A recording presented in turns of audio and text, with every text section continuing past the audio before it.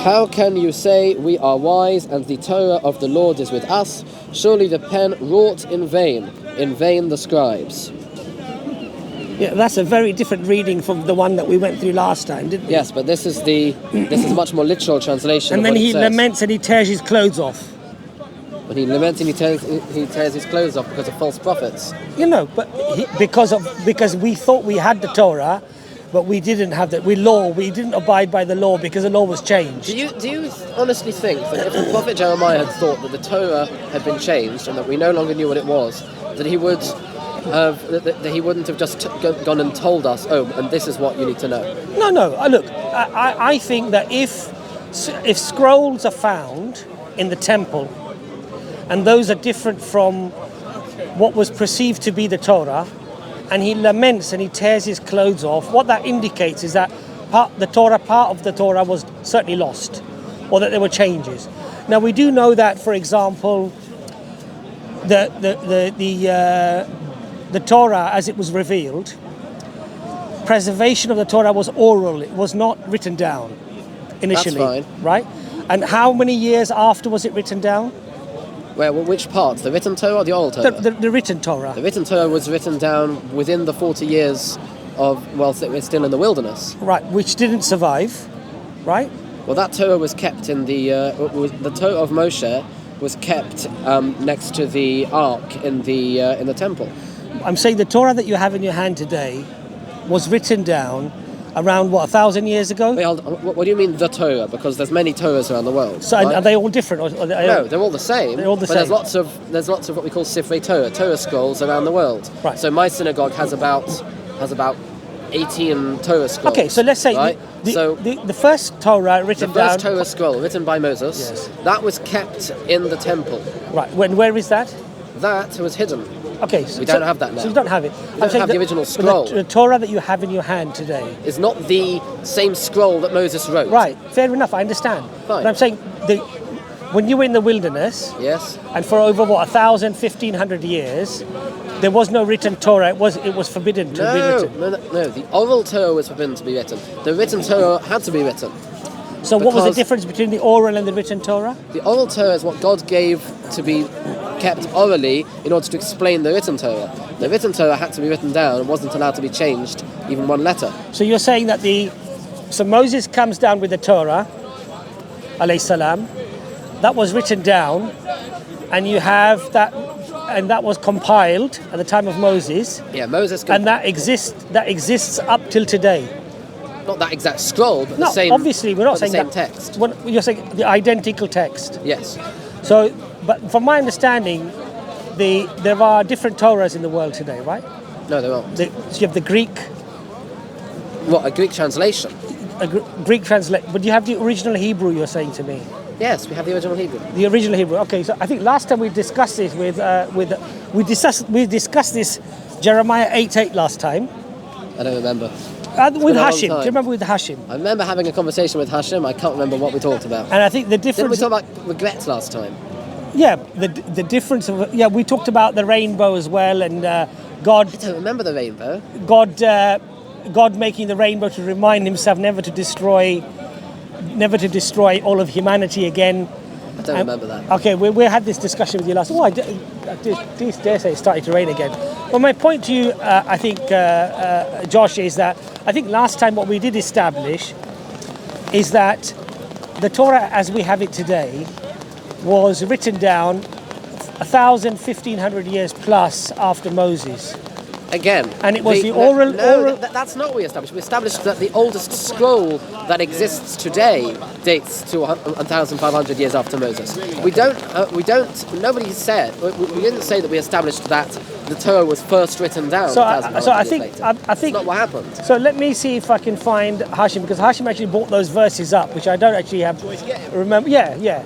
Because I think last time we brought those verses, specific verses up, that indicates, and I think the verse that you've just, Jeremiah 8:8, that you've read out today, the readings that we have are very, very different, and they come from your sources as well, actually. But let me see if Hashim is around. But in any case, Josh, right? At the end of the day, what's the number of people that of witnesses to something that you would consider to be accurate? Because a problem that you were talking about before was, how do we know that it's been kept accurately and faithfully by the people that supposedly were transmitting it? Right? Yeah. At what number would you say that testimony becomes quite reliable? I think the testimony of people can be very small or very large. Yes, but what number? No, I'm not saying there has to be a specific number. However, what you should be able to establish is a lineage. Yes. Of lineage, and also a mechanism as to how that could be preserved, right? Yeah.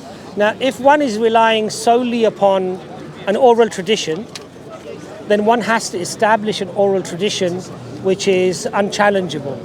So, for example, if you came up to me today and you said, Hashim, do you remember last time we were speaking with Josh and what's that? This. Do you remember last time we were talking with? In this we contains three independent chains. Well, I'll go back with your chains, Three independent I'll involve Hashim as well. Moses. Look, what I'm trying to say to you is, there's two things that are involved here. Number one is establishing a chain. Yes. Number two is establishing a mechanism within that chain that ensures that something can be recorded and transmitted and preserved and passed on accurately. Yes. Now, one of the things that you'd have to do is you'd have to show me examples of potentially thousands, if not hundreds of thousands of people who've completely memorized the Torah and can relay the Torah verbatim without addressing the book itself, from the first page up to the last page, because that then becomes a mechanism. As in through history or in our present day? I'm saying even till present day, it should be a continuation till present day. And why does it have to be? Why does it have to be hundreds of thousands of people who are able to tell you it verbatim?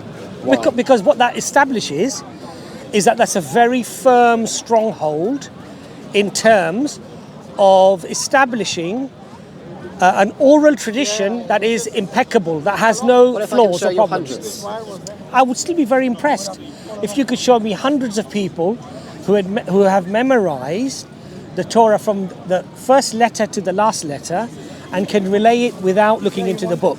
Yeah. Now, what we can do with Islam, with the Quran, is we can show you millions of people who have memorized the Quran from the first letter to the last letter of the Quran and can relay it completely from memory. Millions. So what that establishes... It's not very long, though. I agree. But there are hundreds. It's over 600. It's over 600 pages, right? I think Hashim, we're talking about the preservation of the Torah.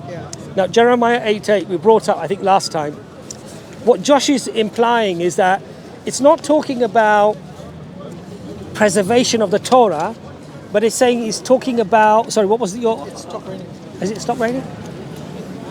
What it's talking about there, what Jeremiah is actually saying, and this is what the Meforshim explain, is that it's all well and good you guys saying, oh well, nothing bad's going to happen to us, we've got the Torah with us. It's all well and good saying that, but if you've got the Torah with us and you're not following it, and you're not doing what you're supposed to do, then it's irrelevant. It mentions not just following yes. it. So it says the scribes. You're writing it in vain, right? You're writing it in vain. It's a pen which is in vain. Sheker does not only mean false; it also means vain. No, it says the scribes have falsified it. Well, it says something in Hebrew. What does it say in Hebrew? 8 sheker sofrim. Meaning? Right? La sheker also. He's done it in vain. No. Sheker. Why do the English translate it as falsified? Well, in some English translations, or the false pens. In some, I can't answer for some English translations, like the King James. I don't know what's going on over there, right? I don't So if you go understand to that. Chabad.org and you find the same translation, then what? I don't know what it says in Chabad. I know what it says in my current translation over here. What does it say? Is Chabad trustable in terms of its translation? Is it done by rabbis? I don't know where they got their translation from. I've no idea. I don't know if they're using the Lubavitcher Rebbe's translation or they're just using the JPS or I don't know. No, but I'm just saying, generally speaking, it's done by the Jews, right? Within your community. It's not the Christians doing it. So you can't blame the Christians for that. I'm not blaming, right? I'm not. I don't know who's made the translation. I don't know if the translation Chabad have on their website Because that is only Hebrew, necessarily. right? It doesn't have the English? No, this It's is Hebrew and English. Hebrew and English. Right? So So what if, does for the English example, say in if Jeremiah example in 8:8? here, Let's see over there. if example you look in here, I'll bring up the Chabad and see what that says.